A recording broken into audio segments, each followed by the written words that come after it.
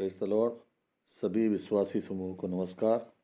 आज हम एक नए विषय पर हम अध्ययन मनन करेंगे। उस पे हम देखेंगे भजन संहिता का 4वां अध्याय 7वां पद इस प्रकार कहता है कि तूने मेरे मन में उससे कहीं अधिक आनंद भर दिया जो उसको अन्न और दाख मधु की बढ़ती से होता था। तू भजन संहिता का 4वां अध्याय 7वां पद में यह कहता है, तूने मेरे मन में उससे अधिक आनंद भर दिया जो उसको अन्न और दाख मधु की बढ़ती से होता था। यहाँ पे ये पद जो है आपको मालूम है कि दाऊद के द्वारा यह भजन लिखा गया है और ये अपने जो कठिन परिस्थिति है उस समय ये जो है इस भजन को लिखा जा रहा था। तो ऐसे समय में हम देखते हैं कि दाऊद जो है का जो विरोध और मानसिक दबाव में जब था, उस पर झूठे आरोप भी लगे थे। उस समय यह भजन बना मतलब लिखा गया है या कहा गया है, परमेश्वर से मिलने वाला आनंद परिस्थितियों से भी बहुत बड़ा होता है। यह इस वचन में कहा जाता है। यहाँ दाऊद बाहरी समृद्धि और भीतरी समृद्धि की तुलना अपने कर रहा है। जो बाहरी मतलब जो हमारे जो बाहरी रूप से देखने को जो मिलता है वो समृद्धि, और जो हृदय के अंदर में जो हमारा जो आनंद है उसके में एक विश्लेषण करता है। इसमें हम शारीरिक और भौतिक रूप से हम इसका विश्लेषण करेंगे तो हमें देखने को मिलता है अन्न और दाख रस है यहाँ पे बहुत के विवरण किया गया है। भौतिक समृद्धि यानी अन्न और दाख रस से हम यह समझ सकते हैं कि यह भौतिक समृद्धि है और उसमें फसल, पैसा, सुरक्षा, सुख, सुविधाएं, ये सारी चीज़ जो दाऊद के पास में पर्याप्त था है, क्योंकि वो राजा थे। लेकिन उसकी भीतरी जो आनंद की कमी उसको महसूस हो रही थी, जो उसने परमेश्वर से प्रार्थना करके विनती करके उसने अपने को प्राप्त किया। लोग जब अमीर होते हैं तो बहुत खुश होते हैं, लेकिन परमेश्वर ने मुझे उससे भी बड़ा आनंद दिया। क्योंकि यहाँ दाऊद ये बोलता है कि मुझे जो परमेश्वर ने जो आनंद दिया है वो आनंद जो है मतलब अमीरी से भी बड़ा आनंद उसमें मिला। क्योंकि इसमें हमें समझ में आता है कि धन, भोजन, सफलता, ये सारी चीज़ें एक अस्थायी खुशी को देता है। परमेश्वर से मिलने वाला जो आनंद है मन से में जो भर जाता है वह कहीं बाहर से नहीं आता, बल्कि परमेश्वर के द्वारा अंदर में हृदय में उसको दिया जाता है। उदाहरण के तौर पे हम देखते हैं, एक व्यक्ति के पास सब कुछ है, घर, गाड़ी, घोड़ा, पैसा इत्यादि, फिर भी वह एक पूर्णता एक आनंद के कारण वो खाली रहता है। तो दूसरी ओर एक विश्वासी कठिन परिस्थिति में रहता है, फिर भी वह उसके चेहरे पर शांति रहती है, क्योंकि वो दिल से परमेश्वर के आनंद में भरा हुआ रहता है।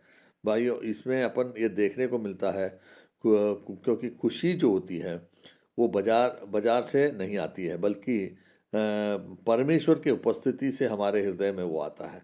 हम इसमें इसके आत्मिक दृष्टिकोण पर हम थोड़ा अध्ययन करेंगे तो हमें यह समझ में आता है सच्चा आनंद पवित्र आत्मा का फल है, जो गलातियों में हम 5वें अध्याय 22 में हम देखते हैं कि हमें पवित्र आत्मा के 9 फल होते हैं। वो फल जो है जो है सच्चा आनंद उसी में हमको मिलता है। हमारे जीवन में रहने से हमको वही हमको मिलता है, क्योंकि जो जिसके पास आत्मा के फल हैं वे सच्चे आनंद को उठाता है।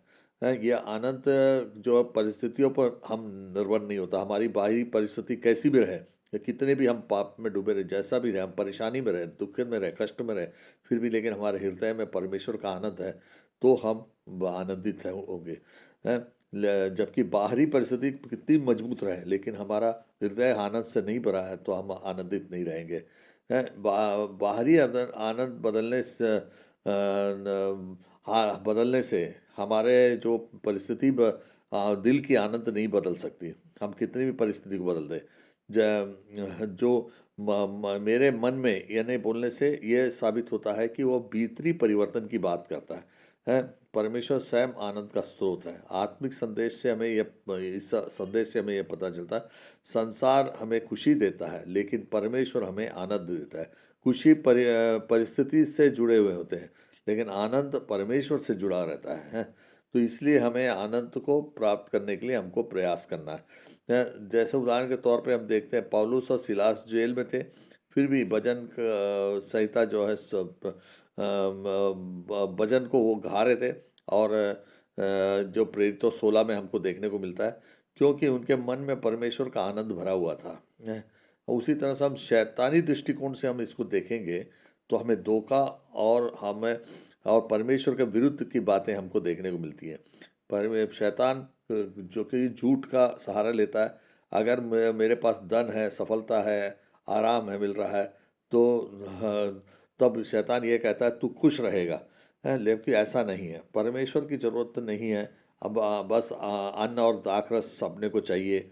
ये बातें हमें जो सिखाने की कोशिश की जाती है शैतान के द्वारा, ये बिल्कुल सर्वथा गलत है। जबकि आनंद जो है भीतर से आता है और उसके लिए हमें जो है ये सब तमाम चीज़ों का कोई महत्व नहीं रहता। मुझे परमेश्वर से इतना आनंद मिला है कि उस समृद्धि मेरी सारी जो समृद्धि है वो फीकी पड़ जाती है, क्योंकि परमेश्वर के आनंद के सामने बाकी सब चीज़ें को नगण्य होता है। आत्मिक युद्ध में हम इसको देखते हैं, शैतान हमारे चीज़ों से दिल भरना चाहता है, नई नई चीज़ हमें देकर हमारा दिल भरना चाहता है। परमेश्वर भीतर का मन को भर देता है, क्योंकि वो बाहरी चीज़ों को नहीं भरता है, भीतर का मन को भरता है। उदाहरण के तौर पे हम देखते हैं आज लोग नशा, पैसा, रिश्ते, सोशल मीडिया, खुशी ढूंढते हैं, लेकिन खालीपन हम उसके दिल में हमेशा ये सारी चीज़ होने के बावजूद भी भरा रह होता वो बना रहता है।